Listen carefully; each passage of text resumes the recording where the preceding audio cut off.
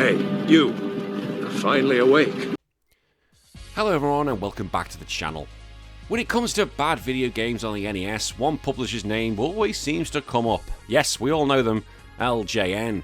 Known primarily for pumping out licensed titles based on popular movies, TV shows and comics, LJN quickly gained a reputation for rushed development, clunky controls, and frustrating design choices. So today I'm going to be looking at 7 of the worst games, not necessarily the worst games, just 7 terrible games that LJN made. Now as always, if you do like this video and you really think I deserve it, please hit that like button and subscribe for more content. And if you really think I deserve it, hit that hype button if you're listening to it on your mobile phone, because the new little feature that YouTube have put up to push up smaller creators such as myself. If you want to hear more of me, Retro Wars is a weekly podcast where this week we're looking at Command & Conquer Red Alert for the PC. And we've also got a $1 a month Patreon where you can join the Smut Squad, get involved with the podcast and get your own show. Right, let's get into it, shall we? 7 of the worst games made by LJN. Who Framed Roger Rabbit? When Who Framed Roger Rabbit arrived on the NES in 1989, it seemed like a surefire hit. The movie had been a massive success the year before, blending animation and live action in a groundbreaking way, and the game promised to let players step into the role of Eddie Valiant as he investigated the mysterious case surrounding Roger Rabbit. The NES adaptation unfortunately fell short of expectations, though it still remains an interesting example of early attempts to merge film and video game storytelling. The game's premise is directly tied to the movie. Players take the role of Eddie, a hard-boiled detective hired by Roger to prove his innocence after being accused of murder. Much like in the film, Eddie must gather clues, track down evidence, and ultimately foil Judge Doom's plan to destroy Toontown. Apologies, side note, Hiccups wants to join in. What do you think of this game, Hiccups? Thank you. Apologies, it's Father's Day, my daughter wanted to join in and say something. Anyway, back to it. This detective angle could have proved an engaging adventure, but the execution was muddled by uneven mechanics and confusing objectives that often left players more than frustrated than entertained. Gameplay in Who Framed Roger Rabbit is structured like an open-world detective adventure, which was fairly ambitious for its time. Players explore various parts of Los Angeles, including city streets, bars and shops. Dialogue with NPCs is essential, as many characters provide hints or sell items necessary for progression. This open-ended design might sound appealing, but the lack of clear guidance means players frequently wander aimlessly, unsure of what to do next, which is standard for these things because you haven't got a bloody clue what you're going to be doing. And this is the time when you haven't got online games. A game FAQ ain't a thing, the internet isn't a thing, so we've got absolutely no Scooby-Doo what we're meant to be doing, which left kids, and often me as an adult, stumped and disappointed. Combat elements are also present, though they feel clunky and underdeveloped. Weasels, Doom's henchmen, roam the city and constantly harass Eddie, starting random encounters. In these sequences, players can punch or use weapons, but the sluggish controls make these fights more of a chore than a thrill. You should then throw a Pokemon at any opportunity. I know there's no Pokemon in this game, but why not throw one in there? The Weasels respawn quickly, turning exploration into a repetitive cycle of interruptions rather than a smooth detective adventure. Oh, so it's like when Zubats come up. See, I can make this Pokemon linked. Even when he finds a weapon like bombs or spring shoes, they do little to improve the overall feel of combat. Wow, a bomb, just hit him with a pipe. One of the game's most infamous aspects is the way to handle clues.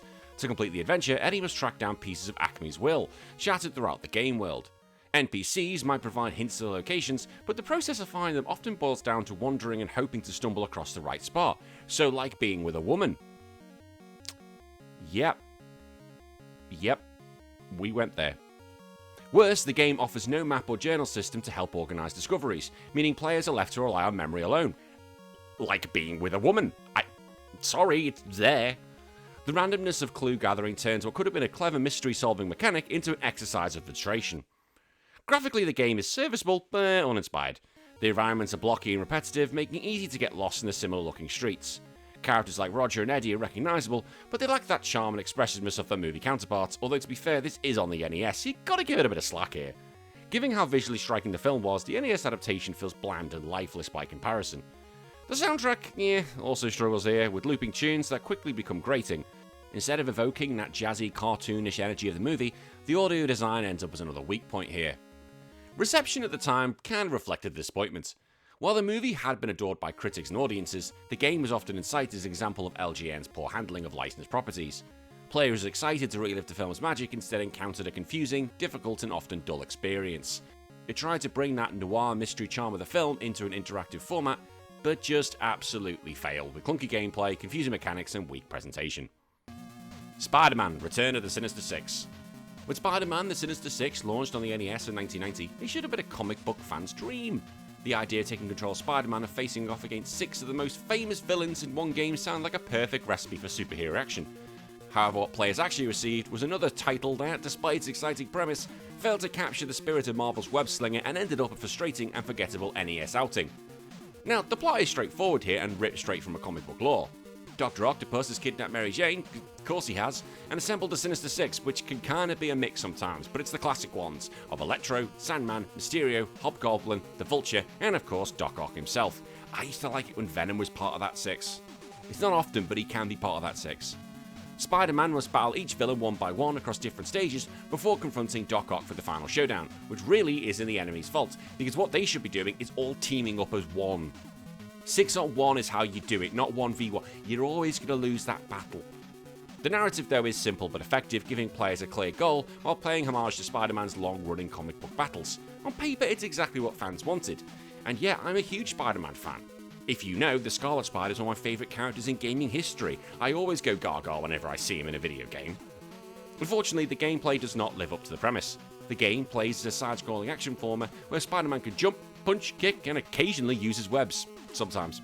However, the controls are stiff and unresponsive, making basic platforming and combat feel like a struggle. Spider-Man's movements are sluggish, which is ironic given that his comic book counterpart is known for speed, agility, and fluidity. Climbing walls is possible, but the mechanic is clunky and often feels like you're fighting the controls instead of scaling buildings like a superhero. And again, this is Spider-Man. He's like a ninja. He's got skills to beat. He can be a gymnast, for God's sake. And here, he's just like, meh. Combat is the most disappointing aspect here.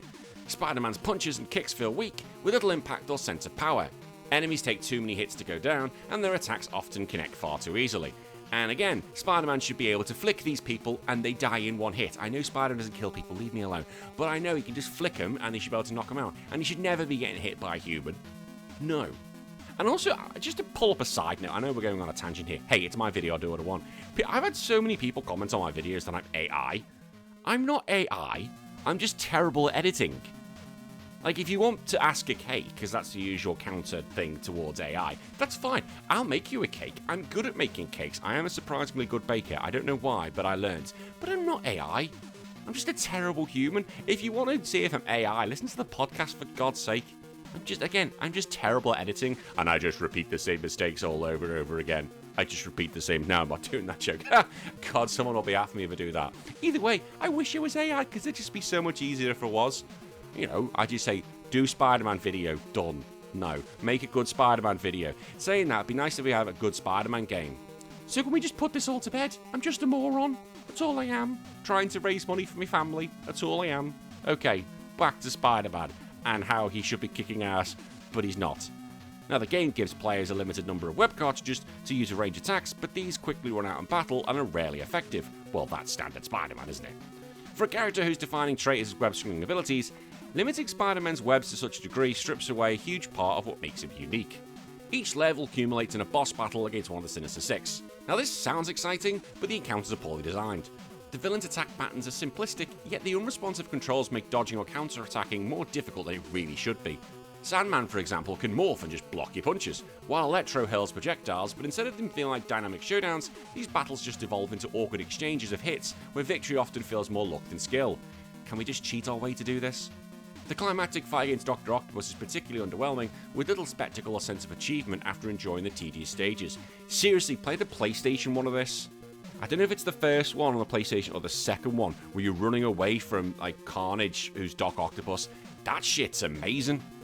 That's so cool. That's a good Spider-Man game, and you can dress up as Scarlet Spider in that one. Just a side note, but that's so cool. Graphically, Spider-Man and Sinister Six is passable, but uninspired. Spider-Man is recognisable, but its sprite lacks detail, and the environments are repetitive and dull. Considering the vibrant and colourful nature of Spider-Man comics, these muted visuals feels like a missed opportunity. The stage is meant to represent different parts of the city, but they just kind of blur together and just look terrible. The villains, we know who they are, but the animations are stiff and kind of robs them of their larger-than-life presence they deserve. The soundtrack is terrible as well, with sound looping endlessly with little variation instead of energising the action. It just kind of does your head in. Sound effects here are also terrible, with Spider-Man's attacks sounding weak and lacking that punch and flair you'd expect from the web slinger. Reception at the time was mixed and negative. fans eager to step in Spider-Man's shoes were let down by the gameplay and lackluster presentation. Many critics noted, like other LJN games, the concept was appealing but the execution sloppy. Compared to other superhero games on the NES, such as Sunsoft's Batman, Spider-Man and Sinister 6 paled in comparison and felt like a wasted opportunity. Yeah, look at the Batman game. Do that. Make that good. Well, Batman is good, but make the Spider-Man like Batman, and you win. Today, the game is remembered as another middling entry in a long list of disappointing LJN titles, and we've still got 5 more to go. With the inclusion of multiple villains and a comic book-inspired storyline gave it the potential, the stiff controls, bland graphics, and the frustrating combat made it more of a chore than a celebration of Spider-Man's legacy. For die-hard fans of the Warcrawler, it's a curiosity worth checking out, and we're going to have to do it at some point for the podcast. I don't really want to go through it, but come on, we have to, with the amount of games we've got to cover for this show. I'm not looking forward to it. You can all join me over there and laugh at me if you think it's actually a really good game. If you think it's a really good game, you might need your head examined. And yes, you can fight me at the comments for that. Actually, question of the day, what is your worst LJN game? Put it in the comments below and let me know. Give me the reason and tell me what it is and why you think it's so bad. Or you could even put what is your best example of an LJN game. Alien 3. When Alien 3 was released for the NES in 1992, expectations were high. Based on the dark, atmospheric film with the same name, the game aimed to capture the tension and intensity of Ripley's fight for survival against a terrifying xenomorph threat. And I should say now, I found Alien series absolutely scaring that I pooped my pants because I was a young child this time. But unlike the film, the NES adaptation ultimately failed to live up to the film's legacy. Why? Because it was made by LJN. The story loosely follows the movie's plot, though with major liberties. In the film, Ripley is stranded on a bleak prison colony where she faces not only hostile inmates, but also a deadly xenomorph stalking the facility. The NES game simplifies the premise, placing players in the role of Ripley as she attempts to rescue captured prisoners from the alien menace. Really? Captured? Does it capture them? Let's be honest, xenomorphs don't capture shit. Xenomorph kill shit. They don't even eat them. They just hunt them. Honestly, that always baffles me about the xenomorphs. They don't eat them, do they? They don't eat the prisoners. They just eat I've just said prisoners. They just kill them. That's all they seem to do. That you never see them eat these things. Someone's going to come at me and say, well, actually, in episode 122 of the comic, they do eat these things. Well, they might do. I've never seen them. Now, unlike the claustrophobic, tension-driven horror of the film, the game leans heavily into action platforming, focusing more on run-and-gun gameplay than on suspense, because that makes complete sense of the film. The core gameplay involves side-scrolling through maze-like levels armed with limited arsenal of weapons. Ripley can run, jump, climb ladders, and shoot her way through swarms of alien creatures while navigating prison corridors and ventilation shafts, because clearly that happened in the film. The primary objective is to rescue prisoners scattered across the stages before a strict timer runs out. If the time expires, the aliens kill the remaining captives, and Ripley automatically fails the mission. What's that got to do with the film? Like, I know you can come at me and say, oh, well, how'd you make a game out of this? You surely can. This makes no sense. Make it make sense, LJN. This constant countdown, though, adds some pressure, but often feels more punishing than thrilling, especially when paired with confusing level layouts. Combat is where the game just seems to fall apart. Ripley has access to weapons like rifles and flamethrowers, but the controls are stiff and imprecise. Hit detection is unreliable, and enemies often absorb more damage than expected, creating a sense of frustration. Contra, this ain't. Aliens leap quickly across the screen, making them difficult to avoid or shoot effectively, and since Ripley moves like an absolute turtle, the encounter usually ends in cheap hits. Instead of fast-paced action, battles just feel unfair. The level design is a frustrating mess.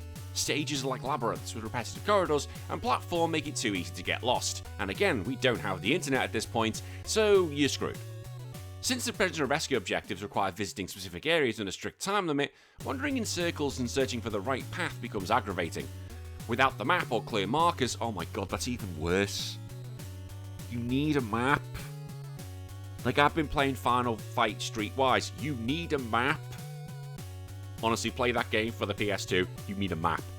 I'm not going to keep saying that, but because without I'm going to say it again. Without a navigation tool, you've got the sense of exploration just becomes tedious because you don't know where the hell you're going. With the graphics, Alien 3 kinda struggles to stand out. The NES was capable of delivering moody and atmospheric visuals, but here they're just bland and monotonous. The prison setting could have been an opportunity for a dark, gritty place, but yeah, it's just generic, blocky hallways with little variety, which means you're going to get lost even more. Character sprites are functional, but just lack a detail.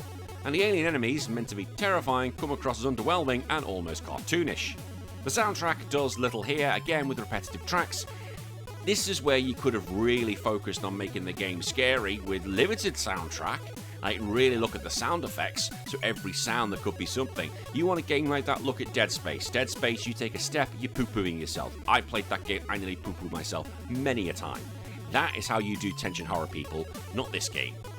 Reception at the time reflected these shortcomings. Players who hoped to relive the suspense of Alien 3 in interactive form were disappointed by the frustrating gameplay, bland visuals, and uninspired sound design. Critics pointed out the disjoint between the film's tone, a bleak, horrifying survival story, and this game's clunky action platform approach, which has nothing to do with the game apart from its name.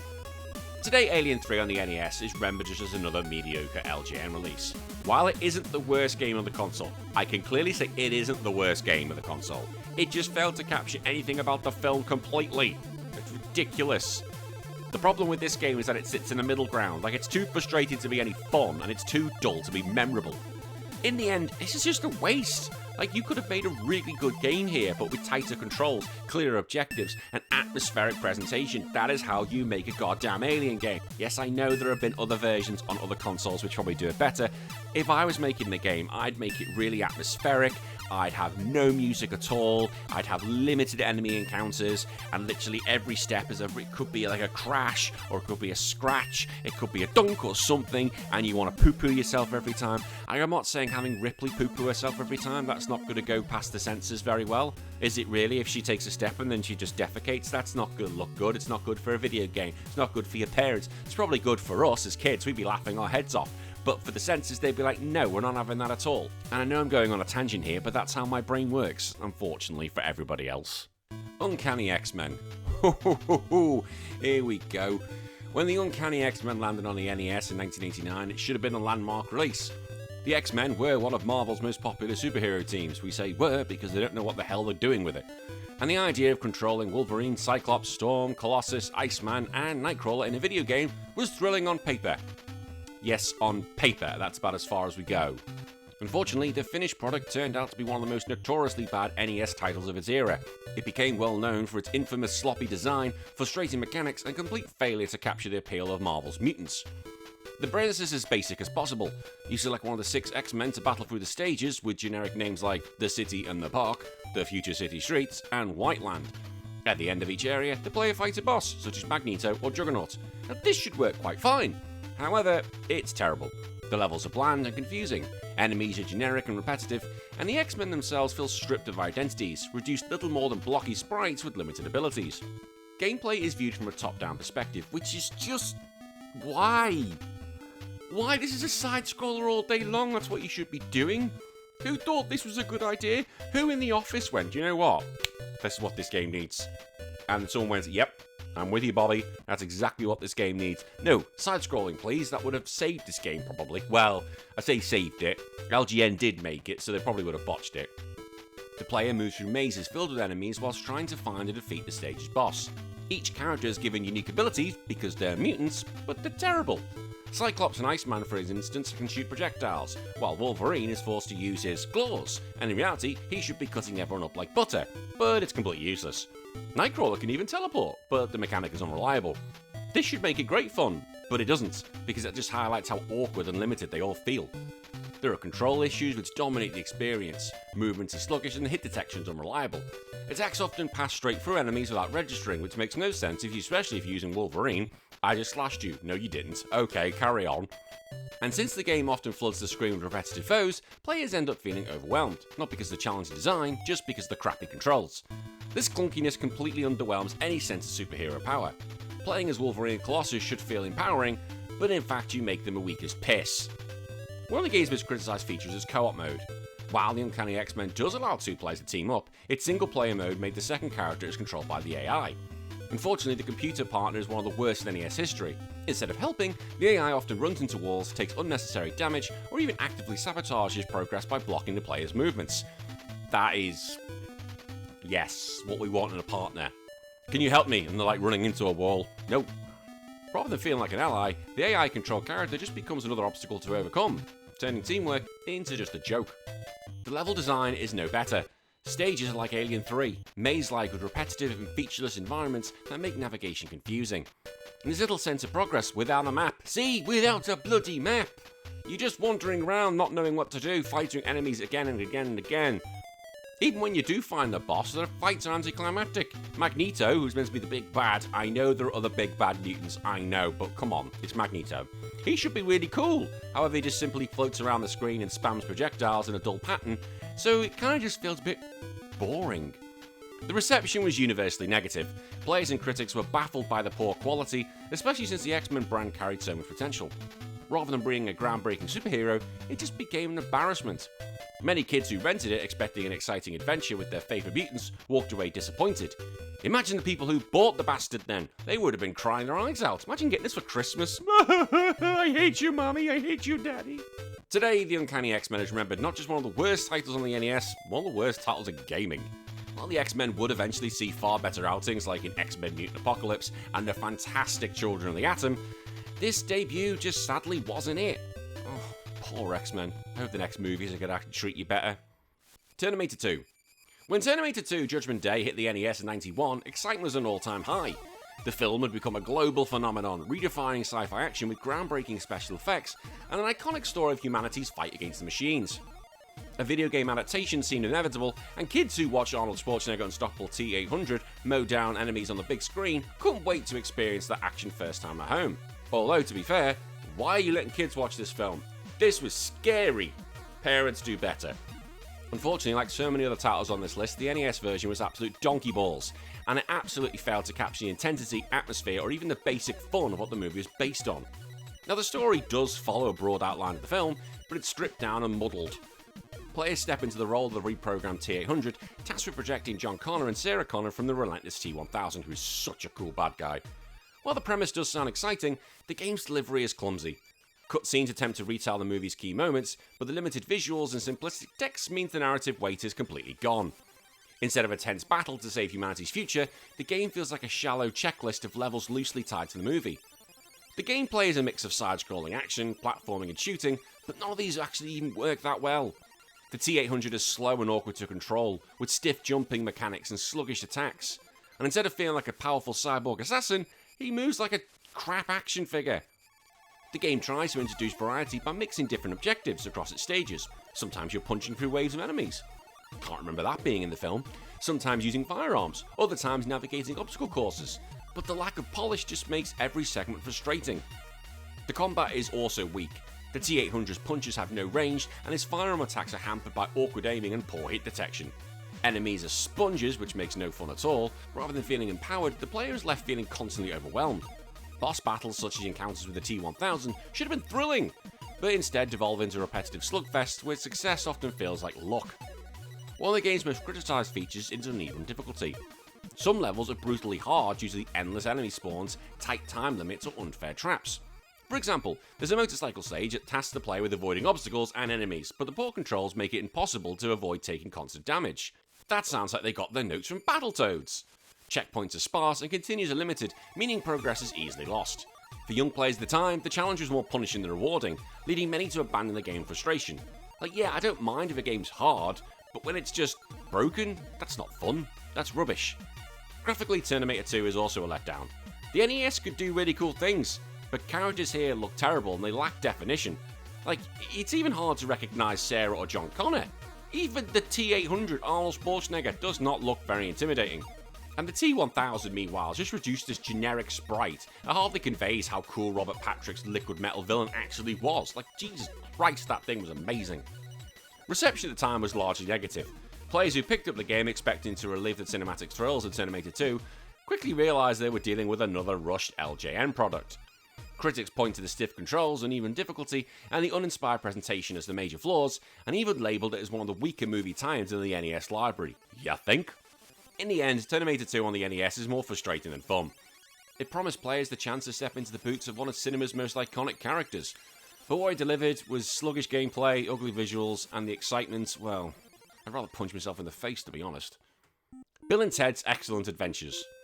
When Bill and Ted's Excellent Video Game Adventures hit the NES in 1991, it was riding the popularity of the cult comedy films. The time-travelling duo had already captured audiences with their goofy charm, rocking out with history's greatest figures, and their excellent brand of humour, and the fact it had Keanu Reeves in it. And because of this, a video game adaptation seemed like a fun idea, especially with the time travel and quirky characters lending themselves well to gameplay variety. Unfortunately, what players received was anything but that. The NES title, developed by Rocket Science Productions and published by LJN, became another notorious example of how not to handle movie license. The game's premise loosely follows the films. Bill and Ted have gone time travelling and must use their trusty phone booth to rescue historical figures who have gone missing. Without them, their band, the Wild Stallions, can't fulfill its destiny of shaping the future, which I still think is one of the best things ever. I still think as a plot device that is absolutely incredible. Now, while this setup does work in theory, the execution quickly derails the experience. Instead of a wacky time-travelling adventure filled with personality, the game just boils down to tedious wandering and repetitive tasks that fail to capture the film's light-hearted energy. The gameplay here is split into various time periods, including ancient Greece, medieval Europe, and the Wild West. Players alternate between controlling Bill and Ted, searching for historical figures like Napoleon, Socrates, and Billy the Kid. However, the way this is handled, is far from fun. Each level places the player in a top-down environment filled with generic NPCs, some of who will help, and others will just waste your time. The goal is to locate bait items scattered around the level, which are used to lure out the missing historical character. That sounds horrific. Bait items. Holy shit, that wouldn't be allowed this day and age. I just see problems there. The problem is this is just repetitive and poorly explained, leaving many players confused as what to do now. The biggest problem here lies in the game's lack of direction. There's no clear objectives, use bait items, no helpful maps again, and no real guidance on how to progress. Players are left to wander around aimlessly through repetitive screens, talking to the random NPCs in the hope of actually getting the right combination of what you needed to do. This trial and error dominates the gameplay loop, and instead of feeling rewarding, it just does your head in. I've said this once and I'll say it again, I hate games that have cryptic logic. It's just poo. Give me where I'm meant to go from A to B and make it clear. There could be a bit of a puzzle, but just make it make sense. The controls are also terrible. Bill and Ted move slowly and their interactions just don't feel right. The game introduces a bizarre dial the destination mechanic where players input phone numbers to travel to different time periods, which is kind of like what it is in the film.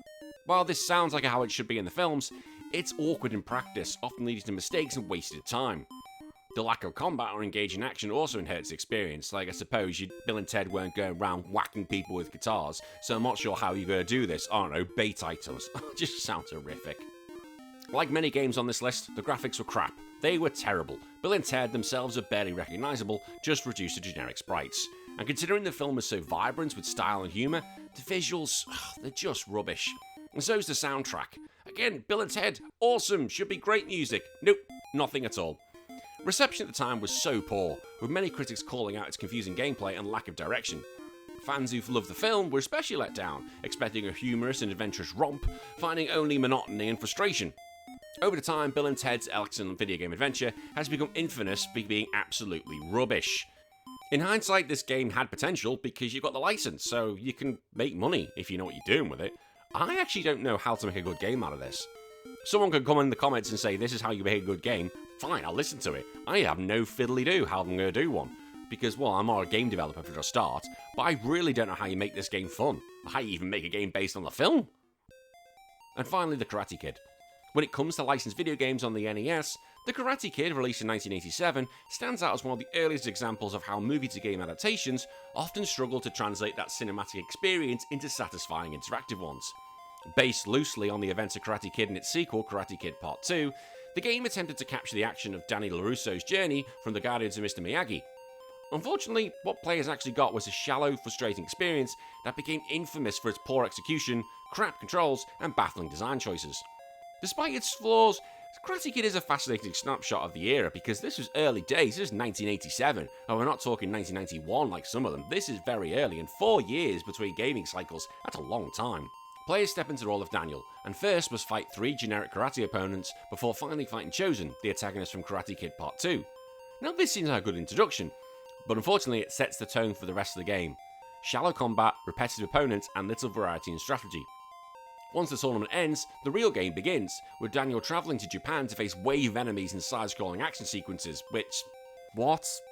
It makes sense as adaptation, but in execution the gameplay just feels rushed and developed. I don't think Daniel's going to be walking the streets, "Fight me everyone in Japan, fight me!" It's not turning into Streets of Rage. The combat system is one of the game's most blaring weaknesses. Daniel can perform a few selection of moves, basic punches and kicks, along with a few special attacks like the famous crane kick. Now, these special moves sound exciting in theory, but they're extremely limited in number and difficult to use effectively due to the controls. Enemies swarm Daniel relentlessly, often respawning indefinitely, making battles just feel like a button mashing rather than martial arts finesse. Again, this could have been decent, but the game is just not balanced very well. Another frustrating element is the hit detection, which is wildly inconsistent, and attacks often fail to register, which is absolutely crucial when it comes to making these sort of games, because if they're not hitting properly and they're not hitting you properly, it breaks the immersion completely.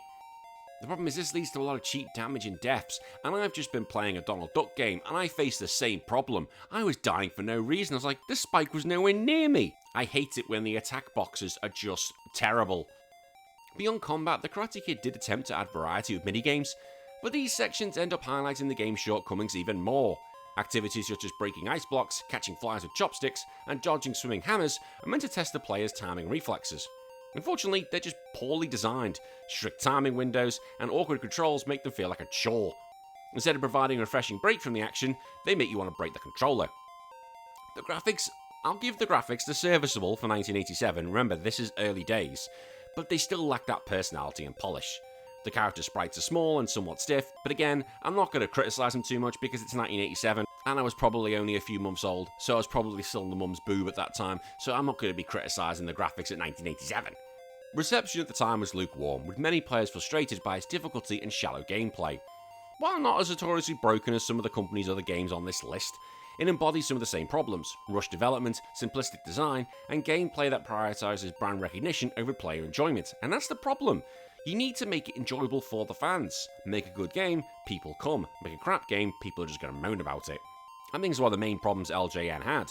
They just got a license and made a video game as quick as they could, without even thinking, is the player actually even going to enjoy this? Maybe had they done it the other way around and actually thought, can we make a really good video game that people are going to enjoy, they would have had a better reputation and in the end made more sales. But history will dictate they just made terrible decisions the whole way through. And that's it. 7 games that LJN absolutely butchered. As I said, are the ones that I need to talk about, and let me know what your worst LJN game is. And as I said at the beginning of the show, if you really think I deserve it, please hit that like and subscribe button, and if you really think I deserve it, please hit that hype button if you're watching this on your mobile. Until then, I'll see you all in 3 days for another video. My name's been Danny, take care, chase your dreams. Bye bye.